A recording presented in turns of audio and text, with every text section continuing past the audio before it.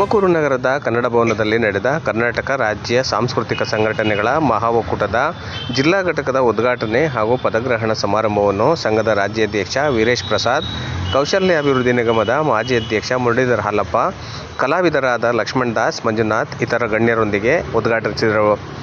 ಬಳಿಕ ನಡೆದ ಸಾಂಸ್ಕೃತಿಕ ಕಾರ್ಯಕ್ರಮಗಳಿಗೆ ಕೆಪಿಸಿಸಿ ಉಪಾಧ್ಯಕ್ಷ ಮುರಳೀಧರ ಹಾಲಪ್ಪ ಚಾಲನೆ ನೀಡಿ, ಬಳಿಕ ಕಲಾವಿದರ ಬದುಕಿಗಾಗಿ ಹೋರಾಟ ನಡೆಸಬೇಕಿದೆ, ಅಲ್ಲದೆ ಸರ್ಕಾರ ಇತ್ತ ಗಮನ ಹರಿಸಬೇಕಿದೆ ಎಂದು ಅವರು ಮಾತನಾಡಿದರು.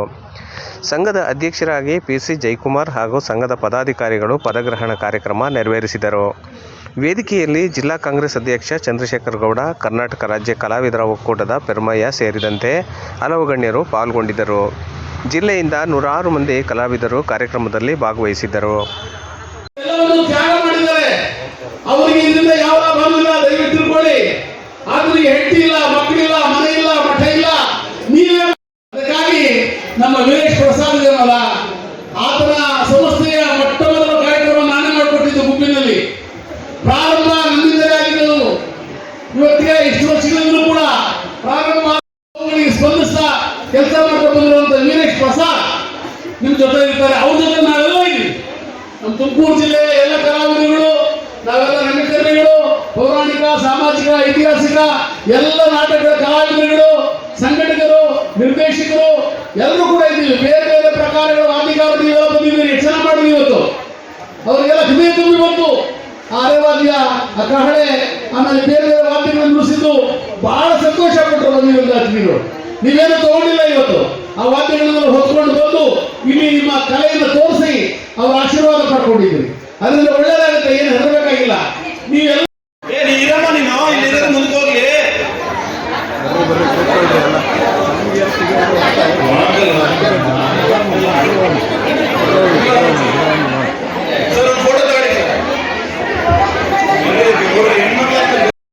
Championship Veeresh sir,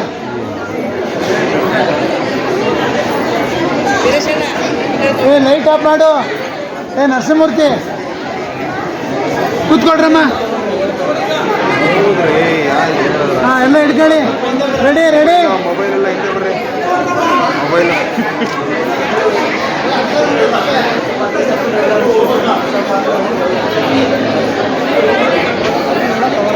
Veeresh sir,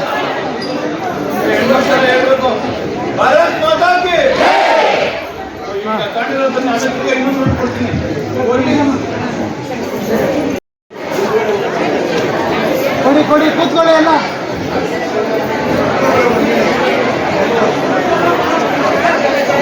ಕೂತ್ಕೊಳ್ಳಮ್ಮ ಕೂತ್ಕೊಳ್ಳಮ್ಮ. ಅಮ್ಮ ಹಿಂಗೆ ಹಿಂಗೆ ಎಲ್ಲ ಇಟ್ಕೊಳ್ಳಿ.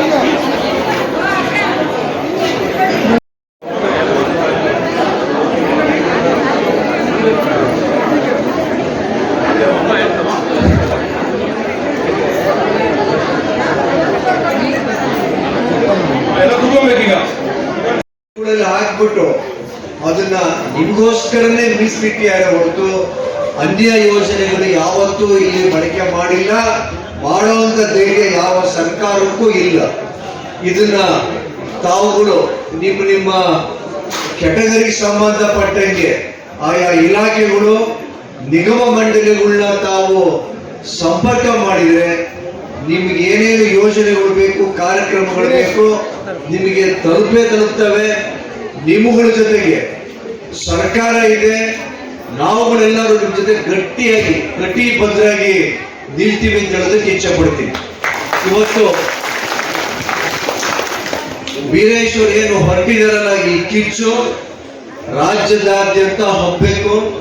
ರಾಜಧಾನಿಯಲ್ಲಿ ಈಗ ಒಳ್ಳೆ ಸುಸಮಯ ಇತ್ತು. ಈಗ ಹೌಸ್ ನಡೀತಾ ಇರಬೇಕಾದ್ರೆ, ಅಧಿವೇಶನ ನಡಿಬೇಕಾದ್ರೆ ಹಾಗೆ ಬಿಸಿ ಊಟದ ಕಾರ್ಯಕರ್ತರು, ಆಶಾ ಕಾರ್ಯಕರ್ತರು, ಅಂಗನವಾಡಿಯವರು ಹೋರಾಟ ಒಗ್ಗಟ್ಟಿನಿಂದ ಐಕ್ಯತೆಯಿಂದ ಹೇಗೆ ಮಾಡ್ತಾರೆ, ತಾವುಗಳೆಲ್ಲರೂ ಹಾಗೆ ಸೇರ್ಕೊಂಡ್ರೆ ನಿಜವಾಗ್ಲೂ ಕಾರ್ಯಸಿದ್ಧಿ ಆಗೇ ಆಗ್ತದೆ ಅಂತ ಹೇಳಿ ಇವತ್ತು ನಮ್ಮೊಂದಿಗೆ ನಮ್ಮೆಲ್ಲರ ಹಿರಿಯರು, ಮಾರ್ಗದರ್ಶನರಾದಂತ ಲಕ್ಷ್ಮಣ್ ದಾಸರು, ಇವರಿಗೆ ಇಷ್ಟೊಂದಾಗಲೇ ರಾಷ್ಟ್ರ ವ್ಯಾಪ್ತಿ ಗುರುತಿಸ್ಬೇಕಾಗಿತ್ತು.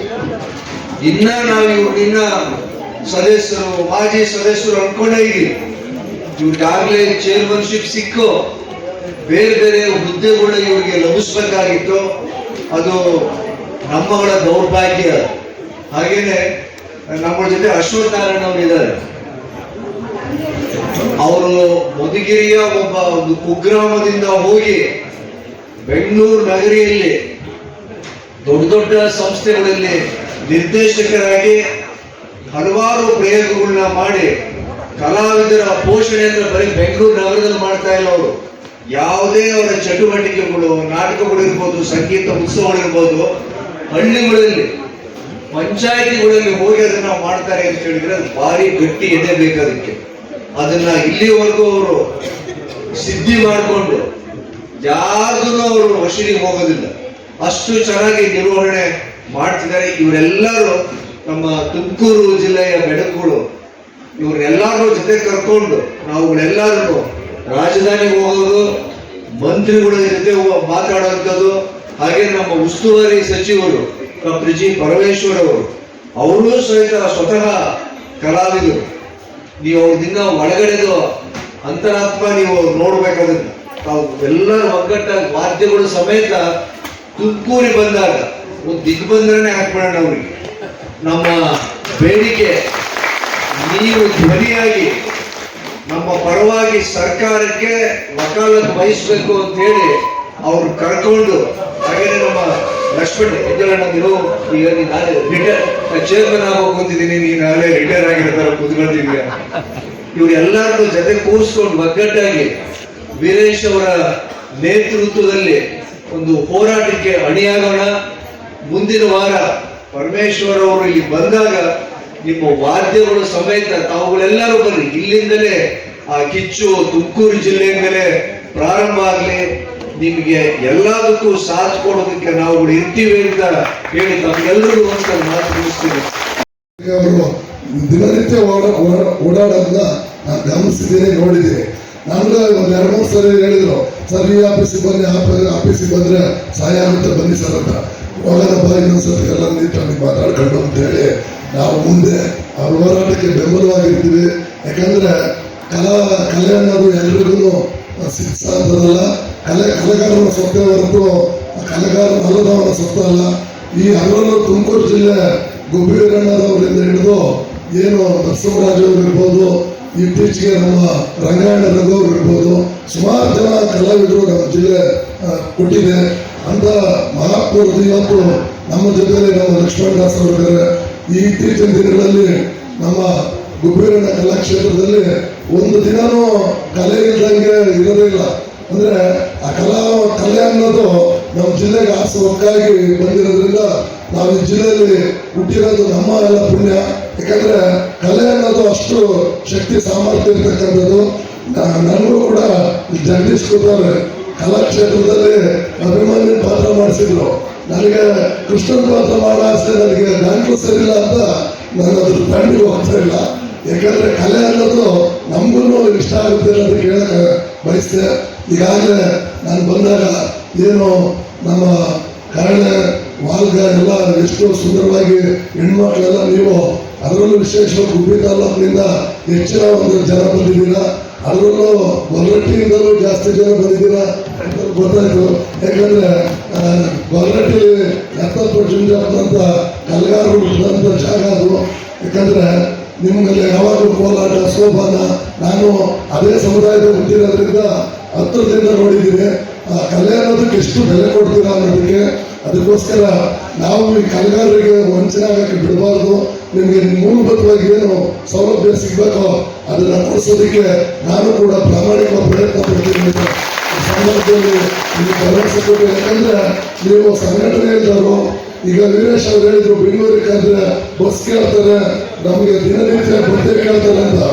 ನಿಮ್ಮ ಹಕ್ಕು ನೀವು ಪಡೆಯೋದಕ್ಕೆ ನಿಮ್ಗೆ ಛಲ ಇರಬೇಕು. ಯಾಕಂದ್ರೆ ಈ ದೇಶಕ್ಕೆ ಸ್ವಾತಂತ್ರ್ಯ ಸುಮ್ಮನೆ ಬರಲಿಲ್ಲ. 100 ವರ್ಷಗಳ ಸತ್ಯಾಗ್ರಹ ಸೇವೆ, ಸಾವಿರಾರು ಜನ, ಲಕ್ಷಾಂತರ ಜನ ತ್ಯಾಗ ಬಲಿದಾನದ ಮುಖಾಂತರ, ಅಂದ್ರೆ ಹೋರಾಟದ ಮುಖಾಂತರನೇ ದೇಶಕ್ಕೆ ಸ್ವಾತಂತ್ರ್ಯ ಬೇಕು. ನೀವು ಕಲೆಗಾರರು ನಿಮ್ಮ ಒಂದು ಶಕ್ತಿ ಏನನ್ನೋದು ತೋರಿಸೋದ್ರ ಮುಖಾಂತರ, ಸರ್ಕಾರದ ಗಮನ ಸೆಳೆಯೋದ್ರ ಮುಖಾಂತರ ನಿಮ್ಮ ಹಕ್ಕು ನೀವು ಪಡಿಬೇಕು. ಅದಕ್ಕೆ ಪೂರಕವಾಗಿ ನಮ್ಮಂತ ಸುಮಾರು ನಮ್ಮ ಹಾಲಪ್ಪನವರು ನನ್ನಂತರು ಸಾಮಾನ್ಯ ಜನ ಎಲ್ಲ ದೊಡ್ಡ ದೊಡ್ಡ ವ್ಯಕ್ತಿಗಳು ನಿಮ್ದು ಕೈ ಜೋಡಿಸ್ತಾರೆ. ಯಾಕಂದ್ರೆ ಕಲೆ ಉಳಿಬೇಕು ಬೆಳಿಬೇಕು ಅನ್ನೋದು ಮುಂದಕ್ಕೂ ಇರ್ತಕ್ಕಂಥ ಅಂಶ. ಅದಕ್ಕೋಸ್ಕರ ನನಗೆ ಸಮಯ ಇದ್ದಿದ್ರು ವೀರೇಶ್ ಅವರು ನಾನು ಬಿಡಲಿಲ್ಲ, ಇಲ್ಲ ನೀವು ಬಂದೇ ಬರಬೇಕು ಅಂತ. ನಮಗೆ ಇಲ್ಲಿ ಬಂದಾಗ ಅನ್ನಿಸ್ತು, ಇಲ್ಲ ಇದಕ್ಕೆ ಜಾಸ್ತಿ ಸಮಯ ತಗೊಂಡು ಬರ್ಬೇಕಾಗಿತ್ತು. ನಾನು ನಿಮ್ಮಲ್ಲಿರೋ ಕಲೆ ಎಲ್ಲ ನೋಡ್ಬೇಕಲ್ಲ, ಯಾರ್ಯಾರ ಕಲೆ ಎಷ್ಟಿದೆ ಅಂತ. ಅದಕ್ಕೋಸ್ಕರ ಇನ್ನೊಂದ್ಸರಿ ಬಂದಾಗ ಒಂದಿನ ಪೂರ್ತಿ ನಿಮ್ಮ ಜೊತೆಲಿ ಇದ್ದು ನಿಮ್ಮಲ್ಲಿ ನಾನು ಒಬ್ಬನಾಗಿರ್ತೀನಿ, ನಿಮ್ಮ ಹೋರಾಟಕ್ಕೆ ಕೈ ಜೋಡಿಸ್ತೀನಿ. ನಿಮ್ಮ ಎಲ್ಲ ಒಂದು ಇದರಲ್ಲೂ ನನಗೆ ಕನ್ನಡ ಸಂಸ್ಕೃತಿ ಇಲಾಖೆಯಲ್ಲಿ ನಮ್ಮ ಲಕ್ಷ್ಮಣದಾಸ್ ಅವರು ಯಾವಾಗಲೂ ಅಲ್ಲೇ ಇರ್ತಾರೆ. ನಿಮ್ಗೆ ಏನೇನೋ ಸೌಲಭ್ಯ ಇದೆ ಅನ್ನೋದು ಅವ್ರಿಗೆ ನಮಗೇನೆ ಚೆನ್ನಾಗಿ ಗೊತ್ತು. ಶಿವರಾಜ್ ಕನ್ನಡಿಗೆ ಅವ್ರಿಗೆ ಏನು ಹೇಳ್ಬೇಕು ಅದನ್ನ ಹೇಳಿ, ಯಾಕಂದ್ರೆ ಕನ್ನಡ ಸಂಸ್ಕೃತಿ ಇಲಾಖೆ ಸಚಿವರಿದ್ದಾರೆ. ನಿಮ್ಮ ಒಂದು ಏನು ನ್ಯಾಯಬದ್ಧವಾಗಿ ನಿಮಗೆ ಸಿಗ್ಬೇಕಾದ ಸೌಲಭ್ಯ ಸಿಗಕ್ಕೆ ಪೂರ್ವಕವಾಗಿ ಕೆಲಸ ಮಾಡೋಣ. ಡಾಕ್ಟರ್ ಜಿ ಪರಮೇಶ್ವರ್ ಅವರು, ಕೆ ಎನ್ ರಾಜಣ್ಣ ಅವರು ಈ ಜಿಲ್ಲೆಯ ಮಂತ್ರಿಗಳಿದ್ದಾರೆ, ಅವ್ರ ಗಮನ ಸೆಳೆಯೋಣ, ಸರ್ಕಾರದ ಗಮನ ಸೆಳೆಯೋಣ. ಸಿದ್ದರಾಮಯ್ಯ ಅವರಿಗೆ ನಿಮ್ದು ಏನು ಡಿ ಕೆ ಶಿವಕುಮಾರ್ ಅವರಿಗೆ ನಿಮ್ಮ ಶಕ್ತಿ ಏನನ್ನೋದು ಒಂದ್ಸತಿ ಅದು ಹೇಳಿದಂಗೆ ಫ್ರೀಡಂ ಪಾರ್ಕ್ ಅಲ್ಲಿ ತೋರಿಸೋದ್ರ ಮುಖಾಂತರ ಎಲ್ಲರೂ ಗಮನ ಸೆಳೆದು ನಿಮ್ಮ ಹಕ್ಕನ್ನ ದಕ್ಕಿಸ್ಕೊಳ್ಳೋಣ ಅಂತ ಹೇಳ್ತಾ, ಈ ಒಂದು ನಿಮ್ಮಂತ ಹಳ್ಳಿಯಿಂದ ಬಂದಿರ್ತಕ್ಕಂಥ ಎಲ್ಲ ನೀವು ಕಲಾವಿದರು ನೋಡಿದ್ರೆ ತುಂಬಾ ಸಂತೋಷ ಆಗ್ತಿದೆ. ನಿಮ್ಮ ಕಲೆ ಹಿಂಗೆ ಉಳಿಲಿ ಬೆಳೀಲಿ, ಆ ತಾಯಿ ಭುವನೇಶ್ವರಿ ಆಶೀರ್ವಾದ ನಿಮ್ಮ ಮೇಲೆ ಸದಾ ಇರಲಿ ಅಂತ ಹೇಳ್ತಾ ಎಲ್ಲರಿಗೂ ನಮಸ್ಕಾರ ಮಾಡಿ ಮಾತು ಮುಗಿಸ್ತೀನಿ. ಇರ್ತೀನಿ ಅನ್ನತಕ್ಕಂಥ ಧೈರ್ಯದ ಮೆಚ್ಚುಗೆ ಮಾತುಗಳನ್ನು ನಮಗೆ ಹೇಳಿರ್ತಕ್ಕಂಥ ಚಂದ್ರಶೇಖರ ಗೌಡ ಅವರಿಗೆ ನಮ್ಮ ಜಿಲ್ಲಾ ಘಟಕದ ವತಿಯಿಂದ ಅನಂತ ಧನ್ಯವಾದಗಳನ್ನು ಸಮರ್ಪಿಸ್ತಾ ಇದ್ದೇವೆ. ಬಂದರೆ ಇದೇ ಸಂದರ್ಭದಲ್ಲಿ ಚಂದ್ರಶೇಖರ ಗೌಡ ಸಾಹೇಬರು ವೇದಿಕೆಯನ್ನು ಬಿಡುವ ಮುಂಚೆ ಈ ಹೊಸ ಪದಾಧಿಕಾರಿಗಳಿಗೆ ಸುದ್ದಿ ಮಾಧ್ಯಮದ ಸ್ನೇಹಿತರೆ, ಕಲಾವಿದ ಬಂಧುಗಳೇ, ಎಲ್ಲ ಕಲಾ ರಸಿಕರೇ, ಬಂಧುಗಳೇ, ನಾನು ವೀರೇಶ್ ಅವ್ರಿಗೆ ಯಾವಾಗಲೂ ಸ್ನೇಹಿತ, ಯಾವಾಗಲೂ ಸಿಗ್ತಾ ಇರ್ತೀನಿ. ಅವರು ನಿರಂತರವಾಗಿ ಅವರು ಒಬ್ಬರೇ ಆದರೂ ಹೋರಾಟ ಮಾಡ್ತಾ ಇರ್ತಾರೆ. ಕಲಿಬೇಕ್ರಿ. ಅಂಗನವಾಡಿ ಹೆಣ್ಮಕ್ಳು 10-15 ದಿವಸ ಅಕ್ಕಿಗೆ ಹೋರಾಟ ಮಾಡ್ತಾರೆ. ಆಶಾ ಕಾರ್ಯಕರ್ತರು ಹೆಣ್ಮಕ್ಳು ಕೂತ್ಕೊಂಡು ಅಡಿಗೆ ಮಾಡೋರು ಅವರು ಹೋಗಿ ಹೋರಾಟ ಮಾಡ್ತಾರೆ. ಕಲಾವಿದರು ಮಾಡಬಾರ್ದಾ? ಇಷ್ಟೆಲ್ಲ ಯಾಕ್ರಿ? ಸರ್ಕಾರಿ ಅಧಿಕಾರಿಗಳು ಹೋರಾಟ ಮಾಡಿದ್ವಿ ಅಂದ್ರೆ ಸಂಬಳ ಜಾಸ್ತಿ ಮಾಡಿ 7ನೇ ಆಯೋಗ ಜಾರಿ ಮಾಡಿ ಅಂತ ಮಾಡ್ತಾರ ಮಾಡಲ್ವಾ? ಅಧಿಕಾರಿಗಳು ಎಷ್ಟೇ ಸಂಬಳ ತಗೊಂಡು ಅವ್ರ ಅಕ್ಕಿಗೆ ಹೋರಾಟ ಮಾಡ್ತಾರ ಮಾಡಲ್ವಾ? ಅಷ್ಟೇ ಯಾಕೆ ಮುಖ್ಯಮಂತ್ರಿಗಳು ಮಾತಾಡಿದ್ರಿ? ಮುಖ್ಯಮಂತ್ರಿ ಎಂಟೈದು ಸರ್ಕಾರ ಹೋಗಿ ಡೆಲ್ಲಿ ಕೂತ್ಕೊಂಡ್ರು ಪ್ರಧಾನಮಂತ್ರಿ ಮುಂದೆ ನಮ್ಮ ರಾಜ್ಯಕ್ಕೆ ಬರಬೇಕಾಗಿರ್ತಕ್ಕಂಥ ಪರಿಹಾರದಾನ ಕೊಡಿ ಅಂತ ಹೇಳಿ ಕರ್ನಾಟಕ ರಾಜ್ಯ ಸರ್ಕಾರದ ಎಲ್ಲಾ ಮುಖ್ಯಮಂತ್ರಿಗಳ ಜೊತೆಗೆ ಎಲ್ಲ ಸಚಿವರುಗಳ ಜೊತೆಗೆ ಅನೇಕ MLA ಗಳು ಡೆಲ್ಲಿಯಲ್ಲಿ ಹೋರಾಟ ಮಾಡಲ್ವಾ? ಮತ್ ನಾವು ಮಾಡಬಾರ್ದಾ? ಹೋರಾಟ ಮಾಡದಲ್ಲೇ ಇದ್ರೆ ಡೆಲ್ಲಿಯಿಂದ ಕೇಂದ್ರ ಸರ್ಕಾರ ದುಡ್ಡು ಬರುತ್ತಾ? ಯಾರೇ ಶಿಕ್ಷಕರು ಇನ್ನೊಬ್ರು ಮತ್ತೊಂದು ಎಲ್ಲ ಹೋರಾಟ ಮಾಡ್ತಾರೆ. BBMP ಕಸ ಹೊಡೆಯೋದು ಕೂಡ ಕುತ್ಕೊಂಡು ಹೋರಾಟ ಮಾಡಿ ಸರ್ಕಾರದ ಗಮನ ಸೆಳೆ ಮಾಡ್ತಾರೆ. ನಾವು ಮಾಡ್ಬೇಕಾ ಬೇಡವಾ? ಹೋರಾಟ ಹೇಳ್ಬೇಕು.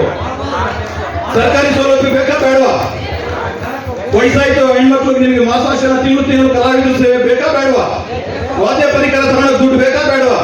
ಪ್ರಾಯೋಜನೆ ಕಾರ್ಯಕ್ರಮಗಳನ್ನ ಗಣನೀಯ ಪ್ರಮಾಣ ಇಳಿಸ್ಕೊಂಡ್ ಬಂದವ್ರೆ ಕನ್ನಡ ಸಂಸ್ಕೃತಿ ಇಲಾಖೆಯಿಂದ. ಒಂದು ತಂಡ ಇರುತ್ತೆ ಸರ್, ಅವ್ರು ಹೋಗಿ ಎಲ್ಲೋ ನಿಮ್ಮಂತ ಕಾರ್ಯಕ್ರಮ ಕರೆದಾಗ ಪ್ರಾಯೋಜನೆಗೂ ಕೂಡ ಸರ್ಕಾರ ಕೊಡೋದು ಒಂದು 15-20 ಸಾವಿರ ಒಂದು ತಂಡಕ್ಕೆ. ಅದ್ರಲ್ಲಿ ಏನ್ ಬರ ಸರ್?